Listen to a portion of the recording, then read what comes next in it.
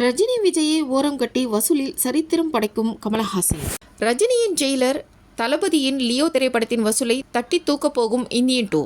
Indian 2 திரைப்படத்தின் படப்பிடிப்பு மிக வேகமாக நடைபெற்று வருகிறது. கமலஹாசன் கடைசியாக விக்ரம் என்ற திரைப்படத்தில் நடித்து முடித்துள்ளார். இத்திரைப்படம் வெளியாகி ரசிகர்களிடையே நல்லதொரு வரவேற்பை பெற்றதோடு வசூலிலும் சாதனை படைத்துள்ளது. விக்ரம் திரைப்படத்தில் சம்பாதித்த பணத்தை எல்லாமே சினிமாவிலே போட வேண்டும் என்று கமலஹாசன் முடிவு செய்துள்ளாராம்.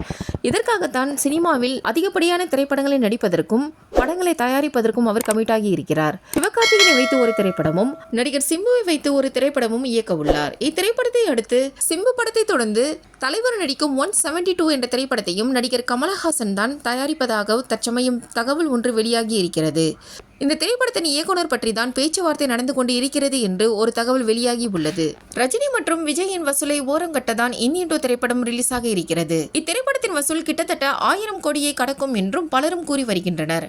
அந்த அளவிற்கு படம் தாறுமாறாக வந்திருக்கிறது என்று இயக்குனர் சங்கரே கூறியிருக்கிறார். இந்த திரைப்படத்தின் பிரம்மாண்ட காட்சிகளை பார்ப்பதற்காகவே ரசிகர்களும் காத்து கொண்டிருக்கின்றனர். இத்திரைப்படத்தின் முக்கியமாக கூறப்படுவது என்னவென்றால், இத்திரைப்படத்தின் ஓபனிங் பாடல் தான் வேறு லெவலில் வந்திருக்கிறது என்று அனிருத் கூறியிருக்கிறார். இதில் குறிப்பாக கமலஹாசனை எழுதி பாடியுள்ளார் என்பதுதான் சிறப்பாகும். விக்ரம் திரைப்படத்திலும் கமலஹாசனை எழுதி பாடிய பத்தல பத்தல என்ற பாடல் பட்டி தொட்டி எங்கும் பட்டையை கிளப்பியது என்பது குறிப்பிடத்தக்கது.